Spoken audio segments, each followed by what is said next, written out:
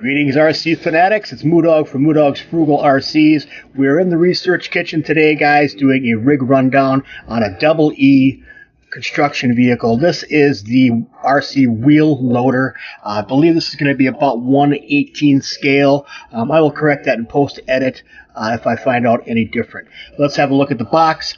The box itself, guys, pretty much standard. You can see it's showing a bunch of their different vehicles that they offer in this range.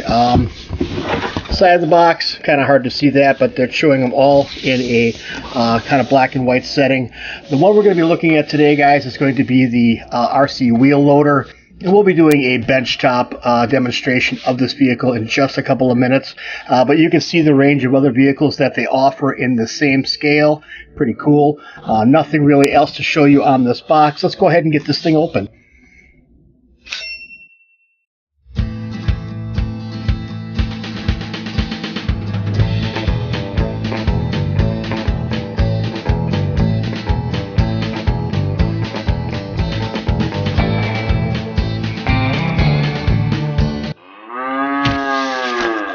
Alright guys, taking a look at the contents of the package, we can see that we have two printed pages here for the owner's manual, user manual.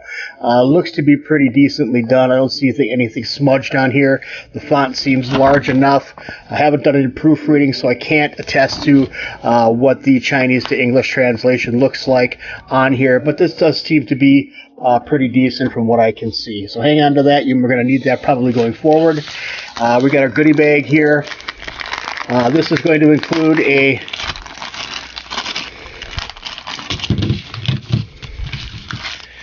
battery. The battery is going to be a nickel metal hydride battery, so kind of nice to see that. I like that a little bit better chemistry on there, a little bit more punch.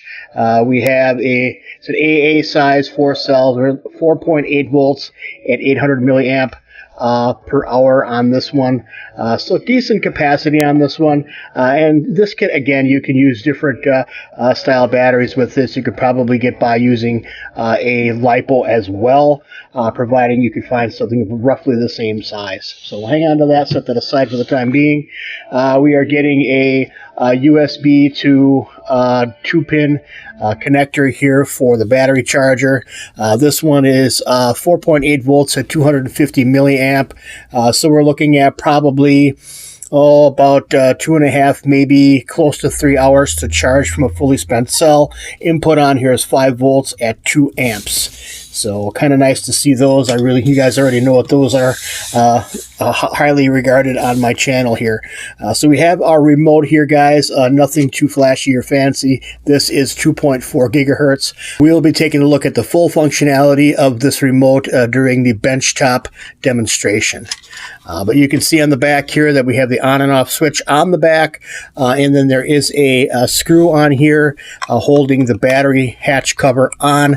Does not include this screwdriver. This just happens to be laying out here on my work area table, and I'll take that out. We'll see that this takes 2 AA batteries that you will have to supply yourself. I see no reason to really, well, you might want to leave that on mine anyway. This is pretty loose. Once I get the batteries installed in here, I will be putting that screw back in. But very similar to the Huina style remotes.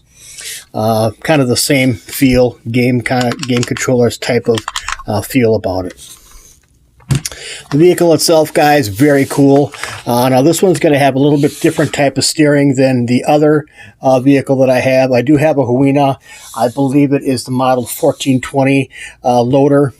This one has plastic cab, all plastic construction. But we can see on this one it is very highly detailed as well. Does have a pretty good weight about it, so I think this is going to be a nice unit, nice and durable. It feels like it is going to withstand some rough play. You can see in the back here that we have 2 LED lights, and I believe these are working lights right here.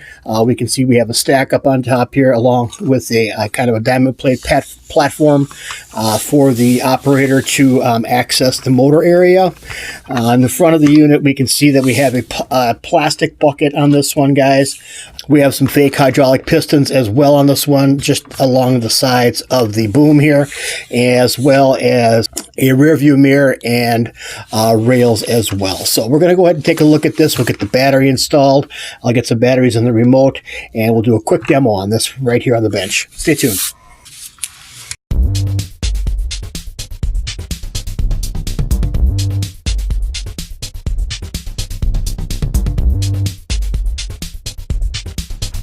All right, guys, the battery hatch on this one is going to be right on the bottom of the unit, just below the motor compartment.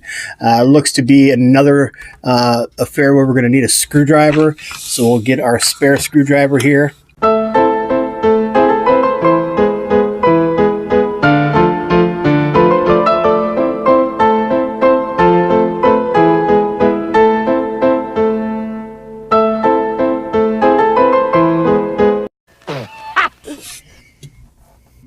All right, taking a look at the functionality of this right now, guys. I'm going to do kind of just some basic maneuvers here on the tabletop, and we'll kind of get an idea how this thing works. Let's turn it on.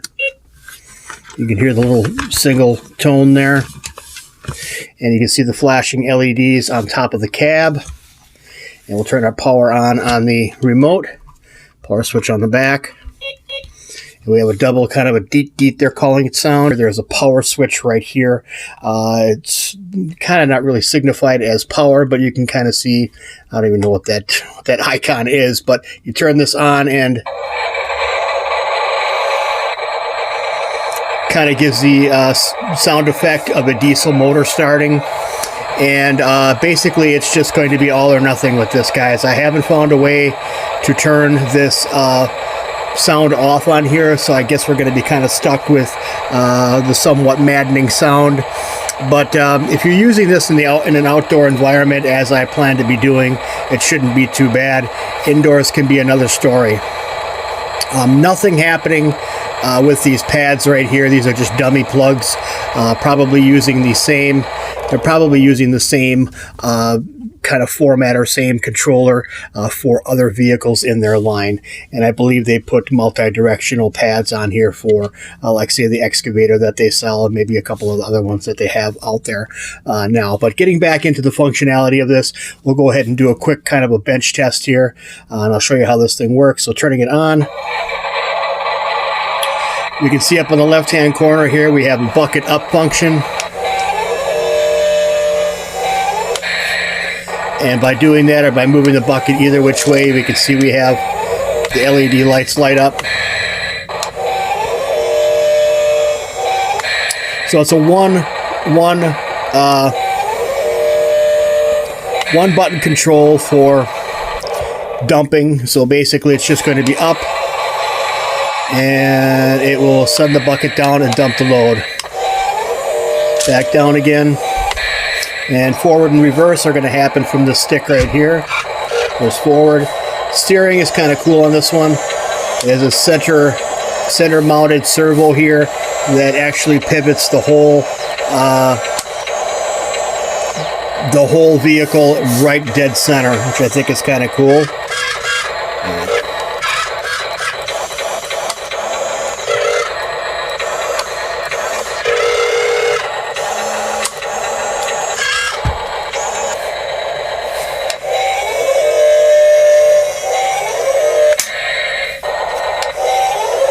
And you have that click sound there, guys.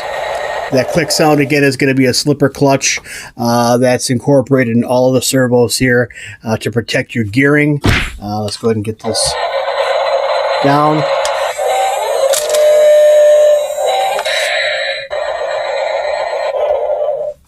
That's pretty much it for the bench demo test on here. This looks to be a nicely made construction vehicle, my first double eagle vehicle ever, so I'm kind of looking forward to seeing how this performs.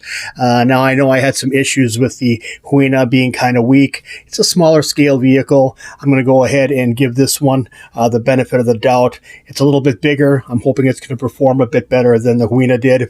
I'm going to post a link in the description so you guys can check this one out for yourself. Right around $40 for this one. and I think it's going to be a pretty good value. We're going to get this outside once I get the tilling done in my garden, and I'm going to see how this performs in kind of a real world play situation. But from what I'm seeing right now, seems pretty durable. That being said, guys, thanks a lot for stopping by the channel. I appreciate each and every one of you. If you haven't already subscribed, go ahead and hit that subscribe button for me. It really helps me out a lot, and it doesn't cost you a penny. Don't forget to hit the notification bell as well, guys. You get all my content as soon as I upload.